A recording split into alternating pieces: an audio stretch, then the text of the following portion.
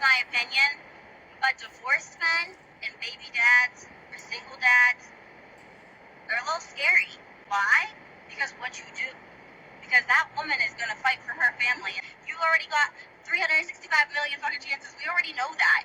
Especially if we have kids, we know that. And it might be a double standard because I have kids. I just feel like it's different dating a man with kids. Because why are you single together? I know there had to be something pretty big for her to be like, all right, yeah, get the fuck out. And it comes down to things too, like I've been in relationships where you're like, okay, leave, I'm leaving. And all they do is they just strategize all the ways to make it normal so you stay. So like, she already went through all that time of like staying even after she was checked out. So what did you do?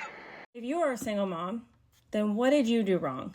That's my first question. The craziest thing about this whole post is this whole idea that I know women made it work. I know women did everything they could. Last time I checked, 28% of women quit therapy when they're held accountable, or they quit therapy when the therapist doesn't side with them and takes their husband's side. But y'all never want to talk about that. And y'all never want to talk about how you berate your husbands, how you come online and talk shit about your husbands for external validation. Y'all don't want to talk about how you emasculated him for years and belittled him for little things, how you only decided to focus on the one thing he did wrong instead of the 1,000 things that he's doing right. Then you mentioned in this video that you were checked out of a relationship, or women check out of a relationship, and you think that that's socially acceptable to just check out of your relationship rather than sitting down your partner and saying that you have problems with X, Y, and Z.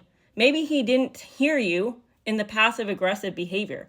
Maybe he didn't hear you in the eye rolling or the yelling or the nagging, or that was the first thing out of your mouth when he walked in after a long day. When was the last time that you had a meetup, a sit down with your partner or your significant other and went over like just basic necessities of what you both need in a relationship without turning it back on him? When a man talks to you about the finances within the family because you want to go to Target and Starbucks all the time, you think it's controlling, even though he's trying to save the family from financial ruin. When he brings up his feelings, you want to turn it around and bring up something that happened 3 weeks ago to deflect it back onto yourself without ever addressing or trying to understand a man's experience. And let's not forget the amount of times he tried to be open with you and vulnerable with you and share his feelings with you, and all you did was emasculate him or make him feel small to a point where he stopped talking to you. But is that reflective of women trying to make it work? Because you hear this time and time again all over social media. I see it in my comments every single day.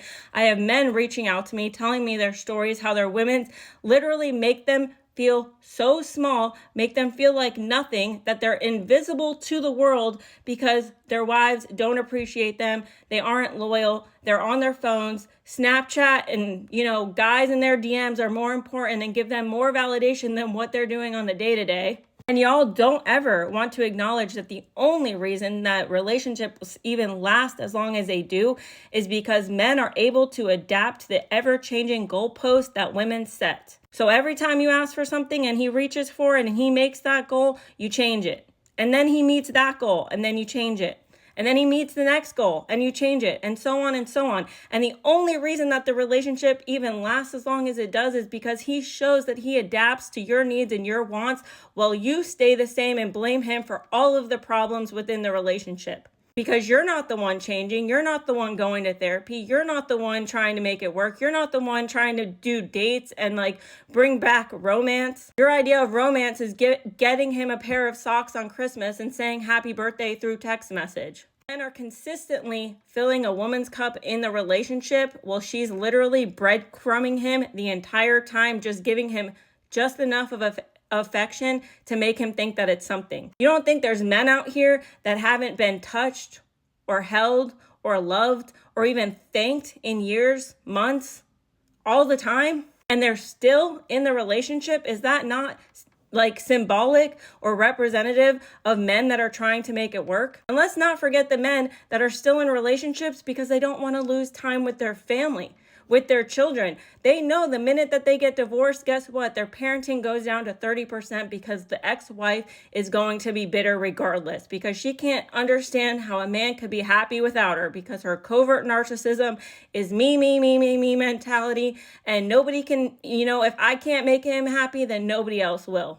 But But y'all never want to talk about that. Y'all also never want to talk about the way that you treat your husbands like a child in one point, and you want to treat him like a man in another point, and your emotions are so high and low, and that he's at the mercy of your hormones every 2 seconds. And every time that you lash out at him, every time you're mean to him, every time you can't sit down and have a normal discussion, you want to blame it on your hormones and gaslight that man into thinking that it's his own fault, that he actually ends up apologizing for some shit that he didn't even do.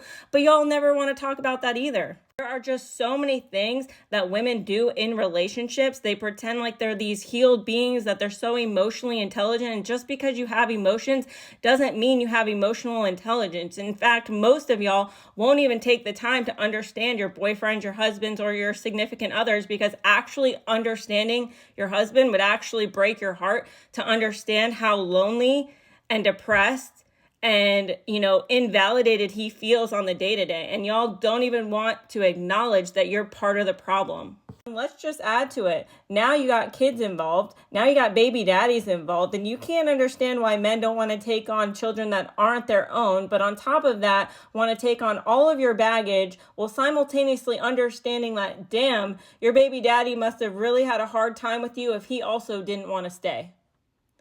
Okay, bye.